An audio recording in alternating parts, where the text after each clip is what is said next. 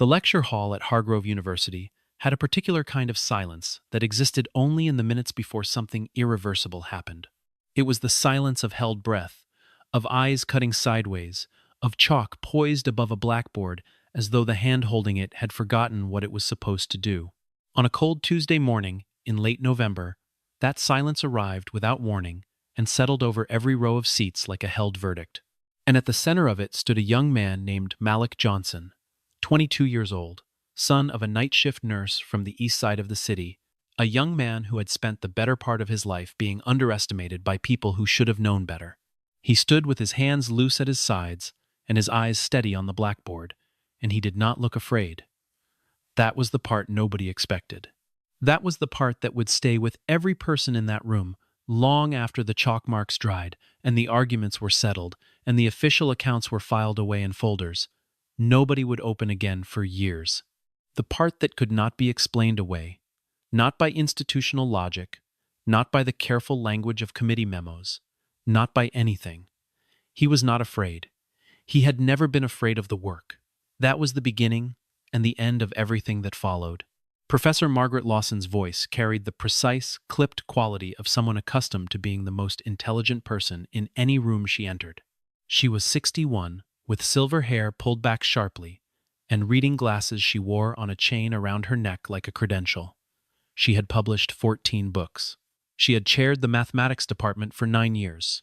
She had trained doctoral students who had gone on to positions at institutions whose names alone were enough to end arguments.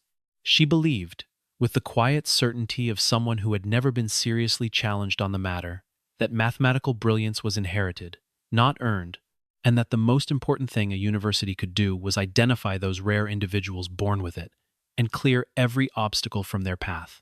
She had never said this plainly. She didn't need to. The way she moved through her department said it for her. The lingering approval she showed to certain students, the mild, patient disappointment she directed at others, the barely perceptible pause before she called on a name she hadn't expected to hear giving the right answer. Malik Johnson had heard that pause more times than he could count. He had arrived at Hargrove on a partial scholarship and a federal grant, making up the difference by working 20 hours a week at the university library, reshelving books until midnight 3 nights a week, and staffing the reference desk on weekend mornings. His mother, Gloria Johnson, worked the overnight shift at Street, Augustine Medical Center, and on the mornings when their schedules crossed, she would leave a covered plate in the refrigerator with a handwritten note tucked under the edge. She had a particular way of writing notes, small, unhurried letters, the handwriting of someone who had never quite had enough time to develop a style, but had arrived at something clear and economical through sheer practice. The notes were never long. They said things like, "Eat before you go and call me when you land, and there is soup on the second shelf."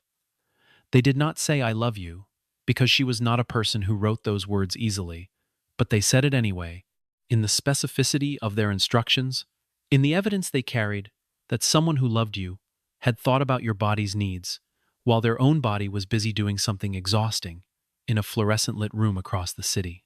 Malik had kept every one of them in a shoebox under his bed in his dormitory room. He had never mentioned this to anyone. It was not the kind of detail that fit naturally into a conversation, and he had learned early that certain private facts were meant to stay private, not because they were shameful, but because they were too important to risk having someone respond to them carelessly. She had not finished college herself. She had started, then stopped when his father died, and she had spent the 12 years since quietly rebuilding a life for both of them out of whatever materials were available. Malik had grown up watching her do this, and had decided very early, without drama, without announcement, that he was going to make sure her sacrifice landed somewhere worth landing. He had never said this to her. It was the kind of thing that didn't need to be said. She already knew. She had always known. His academic record at Hargrove was, by any objective measure, extraordinary. In 3.5 years, he had maintained a 4-point grade average across every mathematics course the department offered, including 2 graduate-level seminars he had audited in his sophomore year, with the quiet permission of a professor who later said he had been the most prepared undergraduate he had seen in 30 years of teaching. He spoke rarely in class. When he did, his answers were complete, precise, and occasionally so elegant that a hush fell over the room in the seconds after he finished, as though everyone needed a moment to understand what they had just heard. He did not perform intelligence. He simply had it, the way some people have perfect pitch or extraordinary spatial memory, a native fluency in the language of abstraction that no amount of studying could fully replicate in someone who didn't already hear the music underneath the numbers. Margaret Lawson had noticed this. She had also chosen, with a thoroughness that required real effort, to explain it away. Her explanation was diversity enrollment. Hargrove had expanded its inclusion initiatives 3 years earlier, and Margaret had privately, and then not so privately, expressed her reservations about the program. Not in writing, not directly, but in the faculty lounge, over coffee, in the particular tone that allowed one to say something damaging while maintaining plausible deniability. She had made her position known. She believed, she said, in standards. She believed in merit. She believed that lowering the bar in the name of equity was, in the long run, a disservice to everyone, including the students who were brought in under those conditions and then asked to compete at a level they hadn't been adequately prepared for. She said this with apparent compassion. Colleagues who liked her said she meant well. Colleagues who knew better said nothing at all, because they understood that the fight was long, and she had the kind of institutional authority that made frontal opposition costly. Malik had heard the rumors. He had chosen not to spend energy on them. Energy was a resource he managed carefully, the way his mother managed their household budget. Not a dollar wasted. Nothing left on the table. He showed up to class. He did the work. He let the numbers speak. It had been enough, so far, to keep him at the top of every ranking, every evaluation, every curve. It had not been enough to change Margaret Lawson's mind. She had watched him perform and found, somewhere in the machinery of her conviction, a way to believe that his performance did not quite mean what it appeared to mean. He was a good memorizer, she told a colleague over lunch. He had a facility for pattern recognition. But genuine mathematical creativity, the kind that pushed the field forward, that was different. That took a different kind of mind. She announced the Hargrove Research Fellowship on a Wednesday in early October, at the start of the last lecture before midterms. The fellowship was the largest in the department's history, covering full doctoral tuition, a living stipend, and a funded research position for 3 years. It was the kind of opportunity that could determine the trajectory of an entire career, the difference between a life spent doing meaningful work and a life spent wishing you had. The announcement drew murmurs across the lecture hall, the particular sound of ambition suddenly sharpening in a room full of already ambitious people. Margaret let the murmur die naturally before she continued. The selection process, she explained, would be rigorous. Applications would be reviewed by a faculty committee. There would be a written component, an oral defense, and a final evaluation. She was looking for the best, the absolute best. Her eyes moved across the room as she said this. They stopped, briefly, but unmistakably, on Malik Johnson. He was seated in the third row, notebook open, pen uncapped. He met her gaze without expression. She looked away first. In the weeks that followed, the atmosphere in the department shifted in ways that were difficult to name precisely but impossible to miss. The students who considered themselves serious contenders for the fellowship began to study with a new intensity, gathering in library carols and department lounges, trading problem sets, sharing notes. A loose coalition formed around a student named Tyler Holt, who was widely considered the department's brightest, the son of a mathematician at MIT, groomed from boyhood for exactly this kind of moment. Tyler was gracious about his front-runner status in the way that people are gracious when they have never had reason to doubt the outcome. He occasionally invited Malik to join his study group in the distracted, generous way of someone extending an invitation they don't quite expect to be accepted. Malik thanked him politely each time and declined. There was no hostility in the refusal, and Tyler, to his credit, never pressed the point. He was not a bad person. He was simply a person who had been constructed by privilege so seamlessly that the construction was invisible to him, who moved through the world with the unexamined ease of someone who has never had to think about whether he belonged in the rooms he walked into. The contrast between them was not merely economic. It was the contrast between a man who was competing and a man who was working, between a person for whom the fellowship was a prize and a person for whom it was a door. And doors and prizes are not the same thing, not even approximately. He studied alone. He always had.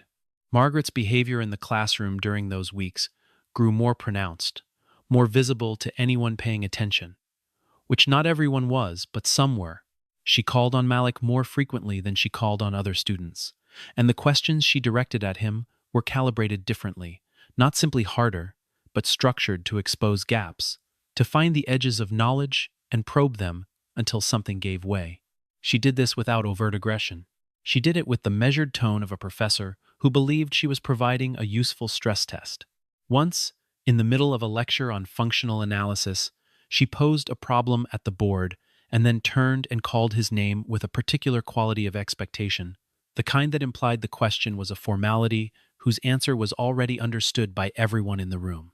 He solved it in under 2 minutes, using an approach she hadn't seen before, and when she said, after a pause, that it was adequate, 2 students in the back row exchanged a glance that said everything that needed to be said about the word adequate. Another time, in the week before the application deadline, she posed a follow-up question after he had answered a problem correctly, asking him to explain his reasoning step by step in the explicit, slowed-down manner ordinarily reserved for students who had shown signs of confusion. He complied. He walked through each step with the patience of someone who has nothing to prove and therefore nothing to rush. When he finished, she nodded once and moved on to the next student without comment. 3 graduate students in the room noted it in different conversations later, each using a slightly different word to describe what they had observed: condescending, pointed, deliberate. None of them said anything at the time. The architecture of that silence was its own kind of indictment, one that would eventually need to be accounted for. He did not react. He wrote the next step of his own notes and kept going. In November, with the application deadline 2 weeks away, Margaret raised the matter in a closed faculty meeting. She had concerns, she said, about one of the applicants. She believed the committee needed to take seriously the question of whether the measured academic performance of this individual reflected genuine research capacity or an exceptional talent for reproducing known results. She did not name Malik directly in the minutes. She didn't need to. Everyone in the room knew who she was talking about, and the fact that they all knew, and she still chose not to name him, said something about her that the more careful people in that room would remember later. Dr. Raymond Ellis, who taught topology and had twice recommended Malik for honors seminars, said flatly that he disagreed and that the committee should evaluate all applicants by identical criteria. Margaret thanked him for his input. The meeting ended without resolution, which was itself a kind of resolution, a deferral that left the door open for what she intended to do next. What she intended to do next was hold a public evaluation. She announced it the following Monday, framed as an optional enrichment opportunity, a chance for fellowship applicants to demonstrate their abilities before a live audience of faculty and peers. The framing was careful. Nothing about it was technically mandatory. But the implication was clear to everyone who heard it. The committee would be watching, and how a student performed under pressure, in public, without preparation, would factor into how their application was considered. It was, in the estimation of several of her colleagues who discussed it privately afterward, a remarkably elegant trap. It forced every serious applicant to participate or appear to be conceding something, and it was structured in a way that favored students who had been navigating high-pressure public performance their entire academic lives, students who had been groomed for rooms like this, who had fathers who called their professors by first name, and mothers who sat on alumni boards. It disadvantaged, in ways she could not quite be accused of intending, students who had spent their academic careers largely invisible, who had learned to excel in the quiet, not on the stage. She did not appear to have considered that Malik Johnson might simply be exceptional at both. The evaluation was scheduled for the last Thursday of November. Word spread through the department with the particular velocity of news that feels important, and by the morning of the event, the lecture hall was fuller than it had ever been for a class session. Faculty occupied the front 2 rows. Graduate students filled the middle. Undergraduates who weren't fellowship candidates sat in the back with the alert, faintly guilty expression of people watching something they sensed they probably shouldn't be watching. The room smelled of coffee and dry erase markers, and the specific nervous energy of a space where stakes are high and outcomes uncertain. Margaret stood at the front in a gray blazer, her expression composed, her posture carrying the particular quality of someone about to administer something they have been looking forward to. She thanked everyone for coming. She outlined the format. She would present a series of problems, drawn from current research literature, and invite applicants to work through them at the board. She emphasized that the goal was to see how candidates thought, not just what they knew.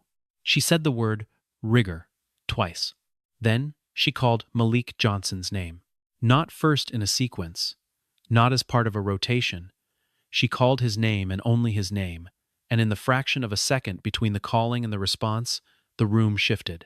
It was subtle, the kind of shift that happens when the people in a room suddenly understand, collectively and without discussion, what they are actually watching. Several of the graduate students straightened in their seats. Dr. Ellis set down his coffee cup.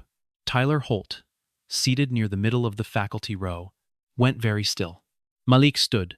He walked to the front of the room with the unhurried, deliberate gait of someone who has decided, in advance, that pace and posture communicate something important and that he is going to communicate it clearly. He picked up the chalk. He turned to face the board. Margaret wrote the problem beside him with quick, practiced strokes, the notation dense and precise, the kind of problem that lived at the intersection of algebraic topology and differential geometry, a territory so specialized that fewer than a dozen people in the room were equipped to evaluate a solution, even if they saw one. It was a problem from a paper published 18 months earlier in one of the 2 or 3 journals that mathematicians universally regarded as the arbiters of what was and wasn't significant work. It was, in the judgment of the 4 faculty members present who had actually read that paper, not a textbook problem dressed up to look hard. It was genuinely hard. It was the kind of problem that doctoral candidates approached with months of preparation and a supervisor standing by. She said, "Solve this, and the scholarship is yours." The room did not produce the laughter it had produced in her imagination of this moment. What it produced instead was a silence that was its own kind of verdict. And inside that silence, a handful of people registered, privately, that something about this moment was going to matter for a long time. Malik looked at the problem. He did not pick up the chalk immediately.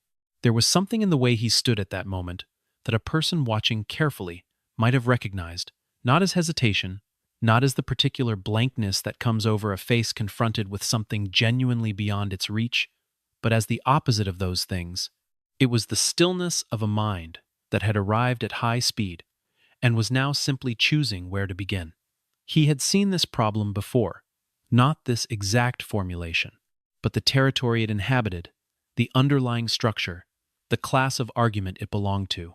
He had spent the better part of 2 years reading the journals where problems like this one lived, not because anyone had assigned them, not because they were on any curriculum he was enrolled in, but because the problems themselves were interesting, and because he had discovered, somewhere around the age of 15, that interesting problems had a gravitational pull on his attention that nothing else in his life quite replicated. He had followed that pull wherever it led. It had led him to some very dark corners of the mathematical literature, to papers written by people who had spent decades on single questions, to results that had sat unproven for generations before someone found the right angle of approach. He knew this terrain. He had been walking in it, alone, at odd hours, for years. He stood and looked at it the way a chess player looks at a board. 3 moves in, not with panic, not with confusion, but with the particular quality of attention that means the work of understanding has already begun, and the outward stillness is simply the surface of something moving very fast underneath. 10 seconds passed. In the back rows, 2 undergraduates glanced at each other. In the front row, Margaret watched with an expression she had arranged into something that resembled neutral assessment, but was actually closer to anticipation. Then he began to write. The first mark was a notation that 4 people in the front row recognized simultaneously, a particular framing of the problem that redirected its apparent complexity into a more tractable form. the mathematical equivalent of finding the one angle from which a knotted rope reveals itself to be two separate chords. It was not the obvious starting point. The obvious starting point was where every textbook would have begun. This was something else.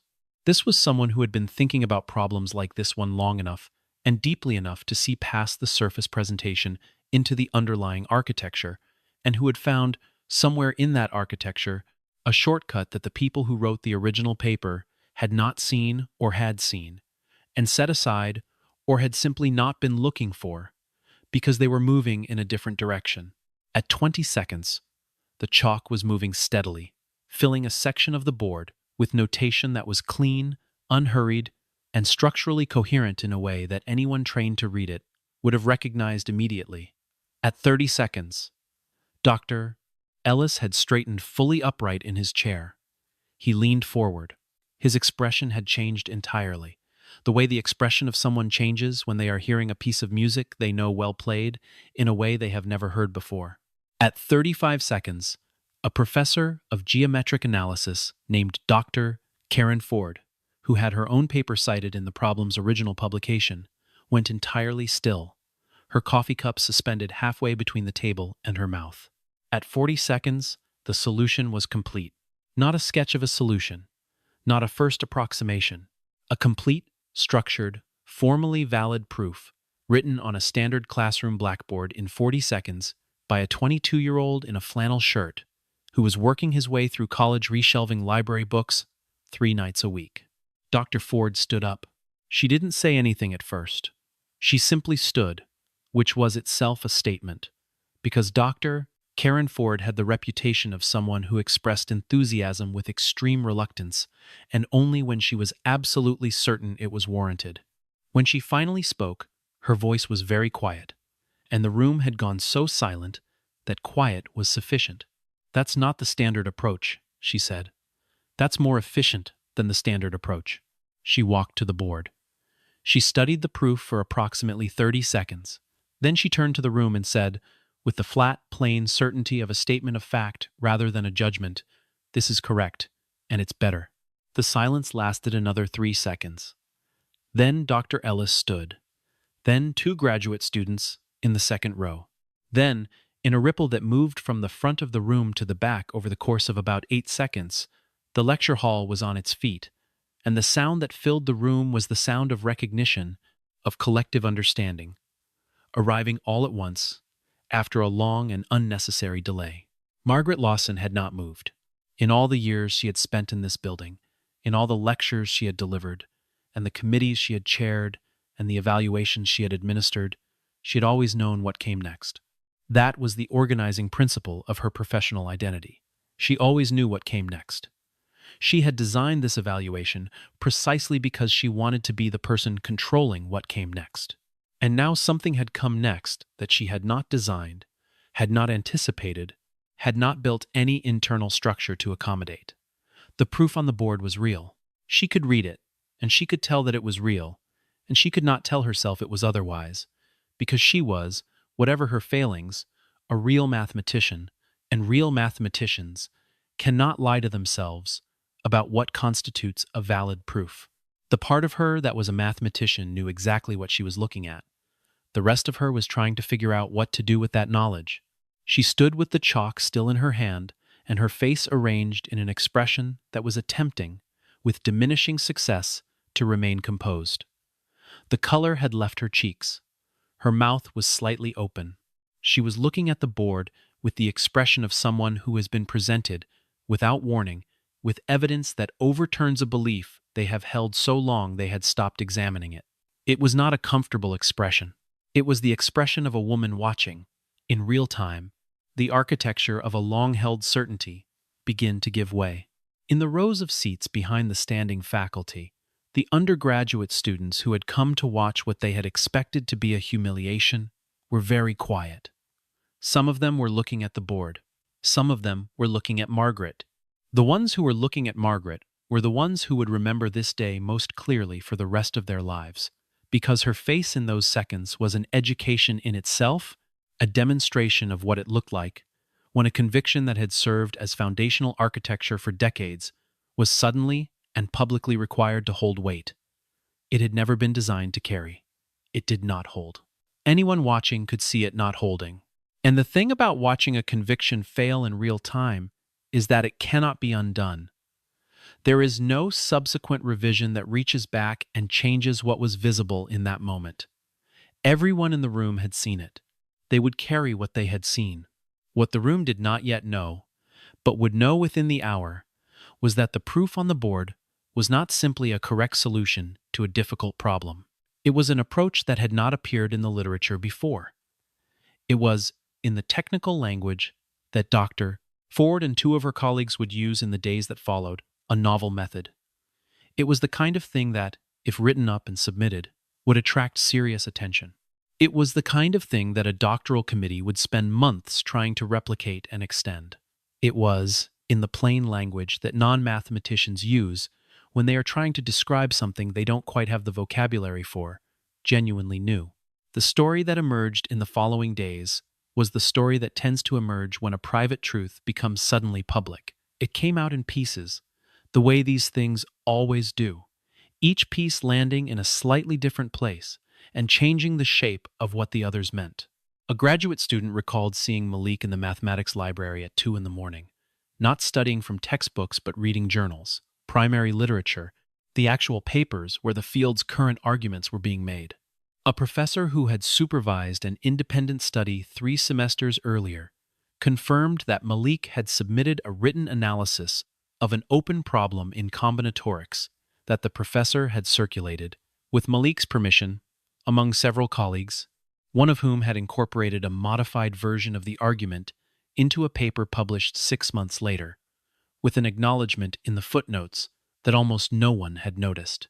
And then there was the publication itself, small, in a specialized journal that operated at the intersection of mathematics and theoretical computer science, a paper co-authored under Malik's name and the name of a researcher at a European university whom Malik had contacted directly after reading the researcher's work in the stacks of the library on a Thursday night when he was placed, supposed to be reshelving books. None of his classmates had known. Most of his professors hadn't known either. He hadn't mentioned it.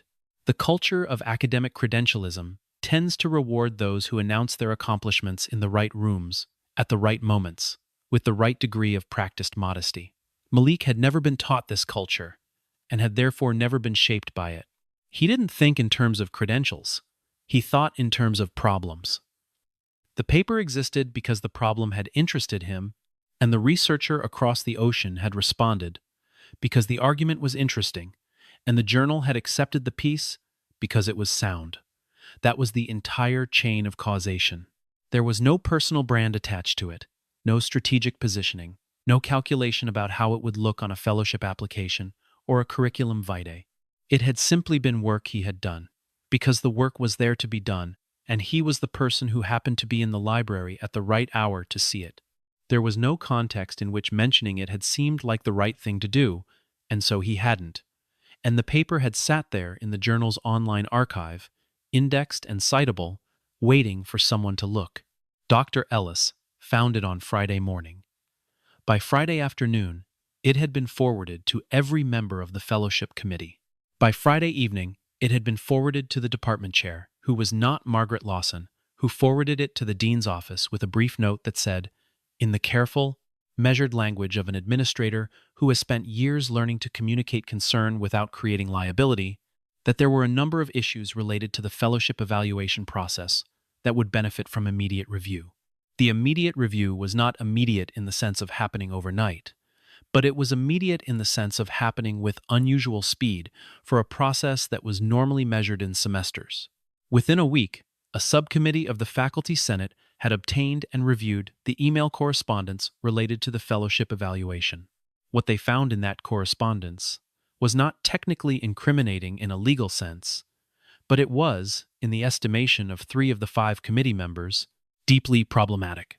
There were emails from Margaret to the fellowship committee chair expressing doubts about Malik's authentic intellectual capacity and language that, read alongside the documented facts of his academic record, was very difficult to interpret charitably. There were references to the inclusion initiative that, placed in context, suggested her objections to Malik as a candidate were not purely academic. There was a message from the week before the public evaluation in which she proposed the event's format in terms that made its purpose less ambiguous than she had probably intended, given that she was putting it in writing. When the committee chair read these emails aloud at the faculty senate meeting, the room was very quiet. Margaret was present. She sat in the second row with her hands folded, and her expression set into something that had moved past composed and into rigid, the expression of someone maintaining a position through force of will because the alternative was something she wasn't prepared to face in public.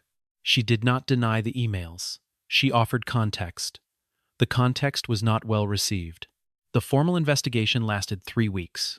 In that time, the mathematics department carried on its ordinary business, classes and office hours, and committee meetings, but with the particular strained quality of a household in which something serious is being discussed behind one of the doors. People spoke carefully. Alliances that had existed for years were quietly re-examined. A junior faculty member, who had never felt safe saying anything directly about what she had witnessed in her first 2 years in the department, found herself called into a meeting with the committee investigators and discovered, to her own surprise, that she had quite a lot to say, and that saying it felt like setting down something she had been carrying for longer than she realized. She was not the only one. At the end of it, Margaret was placed on administrative leave pending a full review by the university's Equity and Inclusion Office. Several of her colleagues who had been present at the faculty meeting where she raised objections to Malik's candidacy were asked to provide written accounts of what was said. Most of them did so without resistance. 2 of them had been waiting for an occasion to say it, and said it with a thoroughness that surprised the investigators. The department, which had operated for years under the quiet assumption that certain views were simply part of the furniture, found itself in the unfamiliar position of having to look at that furniture directly and account for what it was made of. In the midst of all of this, Malik was asked by the department chair if he would be willing to say a few words at the fellowship announcement ceremony. It was not a standard part of the event. The chair made clear that it was entirely voluntary, that no one expected anything in particular, and that whatever he said or chose not to say would be respected. Malik said he would think about it. He thought about it for 2 days. Then he said yes. The ceremony was held in the main auditorium. It was a Thursday afternoon in December, gray outside, the kind of cold that made the warmth of an auditorium feel significant. People arrived earlier than the printed time indicated, which was itself a signal. When people arrive early for a ceremony, it means the ceremony means something, that they have made a calculation about what the event is worth relative to the other things they might be doing with the same hour, and they have decided the event wins. The faculty arrived. The graduate students arrived.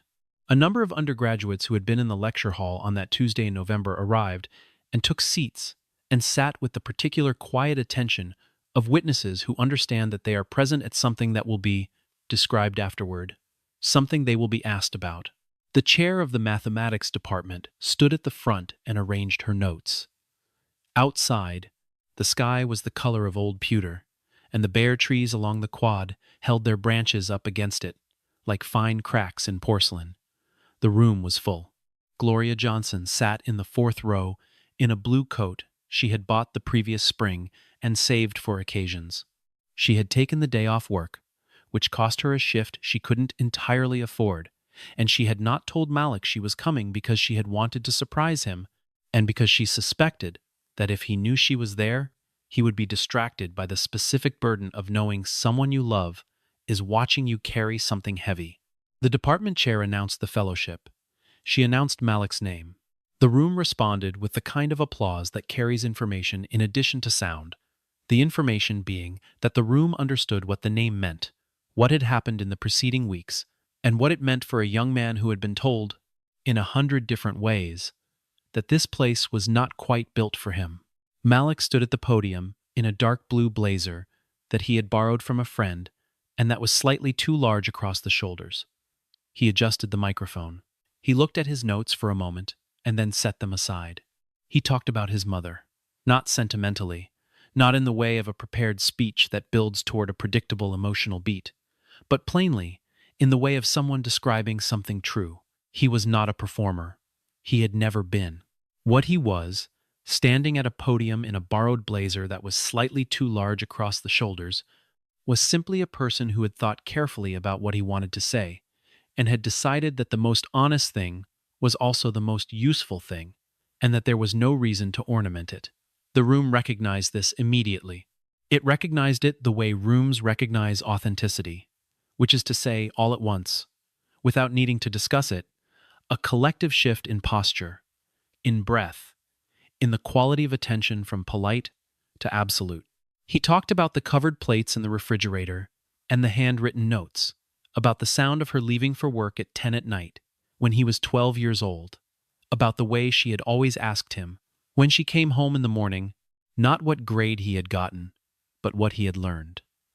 He said that everything he understood about persistence, he had learned from watching her, and that if he had any talent for sitting with a hard problem until it gave way, it was because she had modeled that particular quality of patience for him every day of his life, without ever once calling it patience or suggesting it was exceptional or worth remarking on.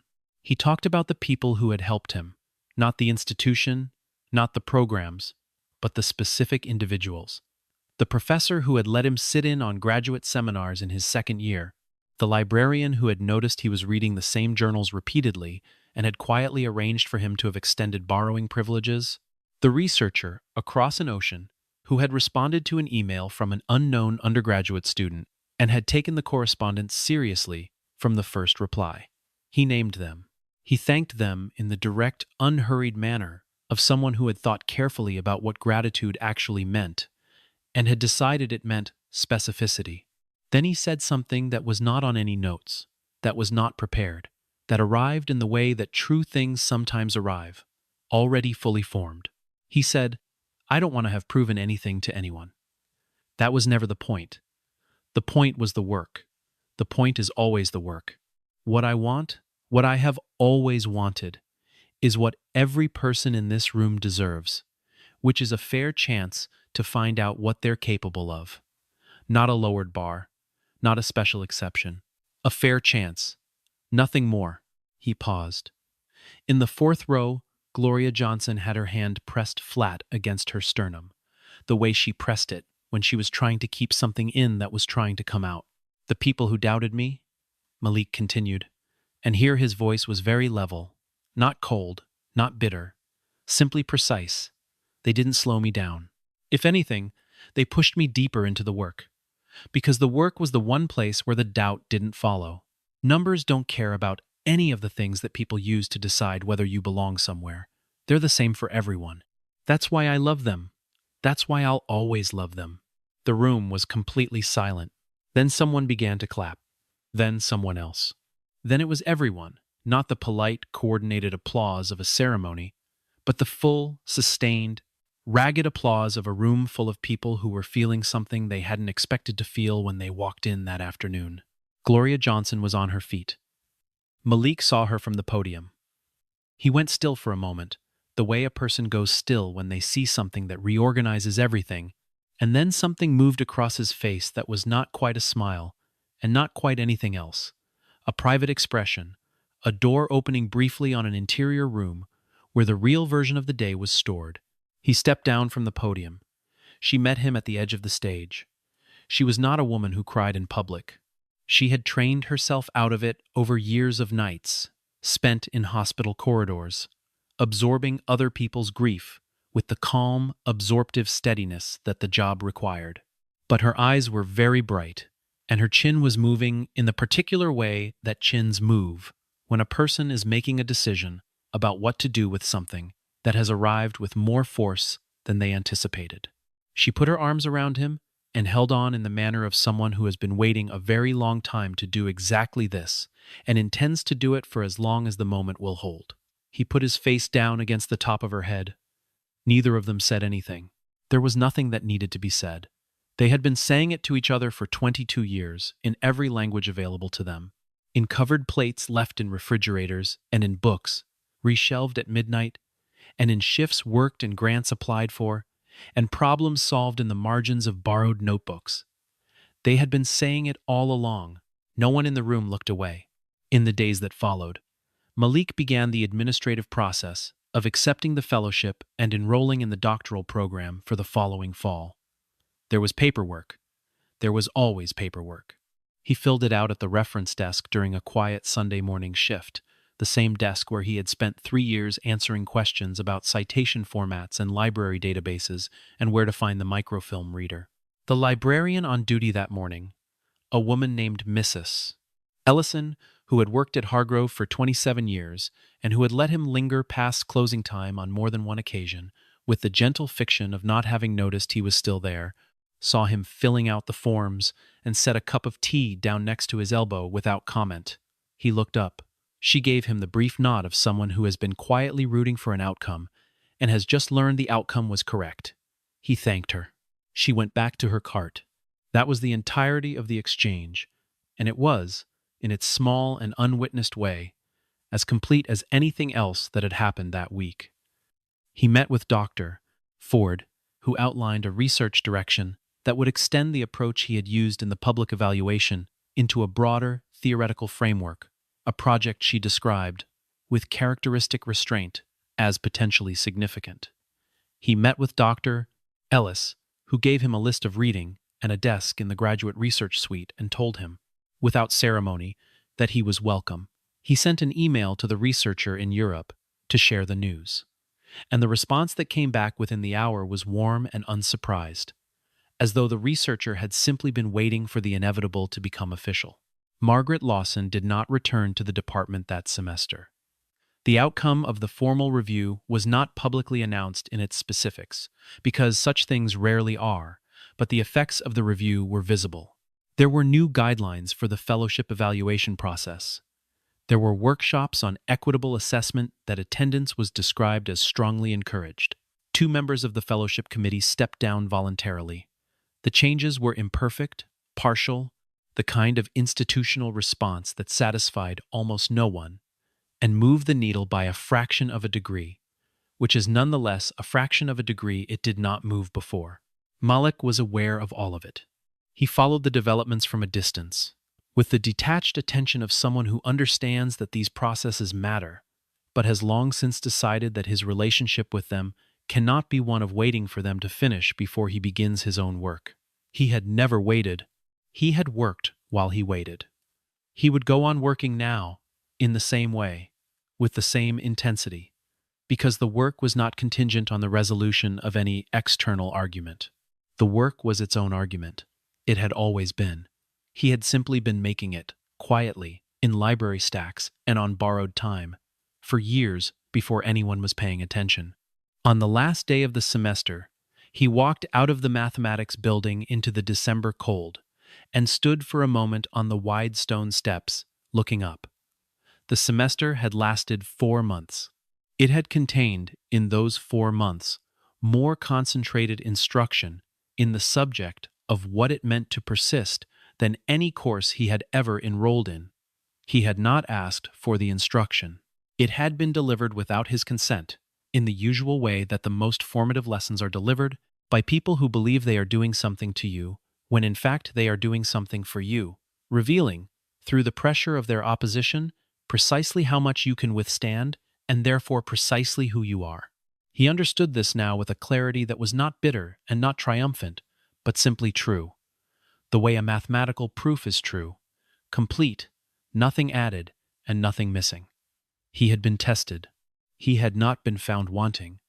The test had not defined him, but he had emerged from it knowing something about himself that he had suspected and could now verify. That was enough. That was more than enough. The sky was pale and enormous, the kind of winter sky that makes everything beneath it feel very small and very specific. Each person in it, their own particular weight pressing into the earth.